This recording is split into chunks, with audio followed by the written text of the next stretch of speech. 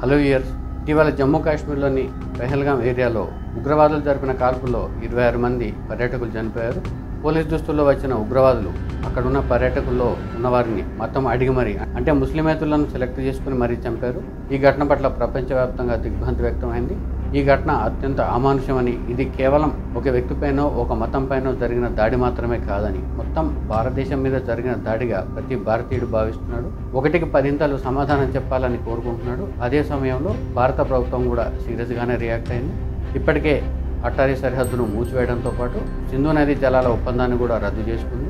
ఇండియాలో ఉన్న పాకిస్తానీలను 48 గంటల్లోగా దేశం విడిచిపెట్టి వెళ్లాలని ఆదేశించింది. అదే సమయంలో సార్క్ దేశాలకు సంబంధించి ఇచ్చే వీసాల జాబితాలో నుంచి పాకిస్తాన్ను తొలగించింది. ఒకవైపు దౌత్యపరంగా చర్యలు తీసుకుంటుండగా మరోవైపు సింధు నదీ జలాల ఒప్పందాన్ని కూడా రద్దు చేసింది.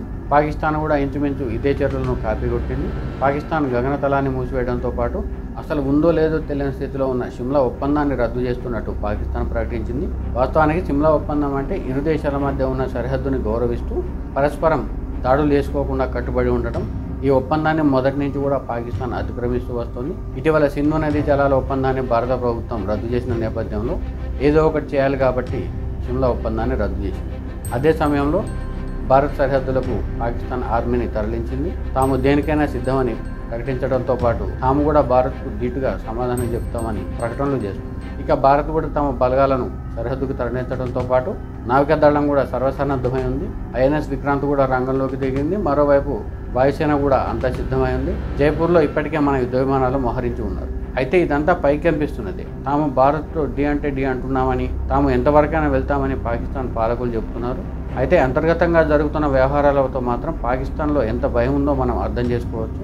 ఇప్పటికే ఒకవైపు పాకిస్తాన్ ప్రధాని చర్చల ద్వారా పరిష్కరించుకున్నామని ఒకవైపు చెబుతూ ఉండగా, పాకిస్తాన్ ఆర్మీ చీఫ్ అసీం మునీర్ ఇటీవల వరకు ఇష్టారాజ్యంగా మాట్లాడారు. వాస్తవానికి పహల్గాం దాడులకు కొన్ని రోజుల ముందు ఆయన మత విద్వేషాన్ని రెచ్చగొట్టే విధంగా వ్యాఖ్యానించారు. ఆయన మాత్రమే కాదు, లష్కర్ తోయిబాకు చెందిన మరో నేత కూడా ఈ విధంగానే మాట్లాడాడు. సరిగ్గా వాళ్ళు మాట్లాడిన తర్వాత వారం రోజులకు పహల్గాంలో ఇలాంటి దాడి జరిగింది. అయితే తాజాగా నెలకొన్న పరిస్థితుల నేపథ్యంలో పాకిస్తాన్లోని ఉన్నతాధికారులు, ముఖ్యంగా ఆర్మీలో పనిచేసే ఉన్నతాధికారులు తమ కుటుంబాలను సేఫ్ జోన్లో ఉంచాలనే ఉద్దేశంతో ప్రత్యేక ఫ్లైట్ల ద్వారా విదేశాలకు వాళ్ళ ఫ్యామిలీని తరలించినట్టు వార్తలు వస్తున్నాయి. దాదాపు 4 బ్యాచ్లుగా ఈ కుటుంబాలను గల్ఫ్ దేశాలతో పాటు బ్రిటన్, అమెరికాలకు కూడా తరలించారు. అయితే ఇలా తరలించిన బ్యాచ్లలో మొట్టమొదటిగా ఉంది పాకిస్తాన్ ఆర్మీ చీఫ్ అసీం మునీర్ కుటుంబం ఉందని తెలుస్తుంది.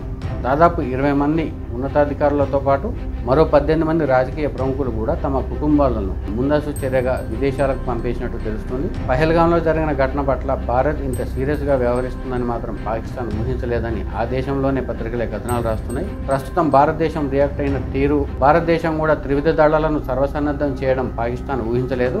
అదే సమయంలో తమకు మద్దతు కావాలని, ఈ దాడిలో తమ ప్రమేయం ఏమీ లేదని పలు దేశాలకు నచ్చజెప్పే ప్రయత్నం చేసిన పాకిస్తాన్కు ఒక చైనా తప్ప మిగతా ఏ దేశం కూడా సహకరించే పరిస్థితిలో లేదు. ఇక టర్కీ కూడా కొంతమేరకు పాకిస్తాన్కు సహకరిస్తుంది. ఈ 2 దేశాలు తప్ప పహల్గాం ఘటన పట్ల ప్రతి ఒక్క దేశం కూడా నెగిటివ్గానే రియాక్ట్ అయింది. ఈ పరిస్థితుల్లో తమకు ఆశించినంత మద్దతు దొరకడం లేదని భావించిన పాకిస్తాన్ భారత్ ఎప్పుడు ఎలాంటి నిర్ణయం తీసుకుంటుందో, భారత్ ఎప్పుడు దాడి చేస్తుందనే భయంతో ఉందని చెప్పవచ్చు. ఆ పరిస్థితుల నేపథ్యంలోనే అందరికంటే ముందుగానే Pakistan army chief Asim Munir family దేశం విడిచి వెళ్ళిపోయినట్టు చెప్తున్నారు.